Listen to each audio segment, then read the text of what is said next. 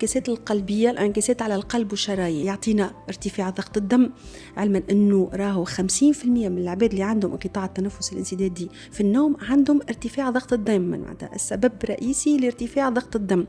يعطي اضطراب في دقات القلب، الأكفاء والكل، ونعرفوا المخالفات متاعها في حالات قصوى تنجم تعطي حتى قصور قلبي. فما انعكاسات أخرى زادة، كما فما انعكاسات هرمونية، تصير فما ريزيستانس على الأنسولين وتسبب في مرض السكري. فما انعكاسات الاكتئاب، قلنا هو سبب من أسباب الديبرسيون. الاكتئاب، انقطاع التنفس الانسدادي أثناء النوم، سبب من أسباب الجلطات القلبية وجلطات الدماغية.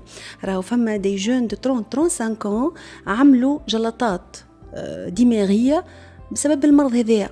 نعرف شكون 35 عمل جلطة دماغية، ما عندوش أمراض أخرى، وقتها وقع التشخيص متاع انقطاع التنفس، ولتو ما بدأت مرحلة العلاج، وعمل جلطة في الوسط بيناتهم بسبب انقطاع التنفس الانسدادي.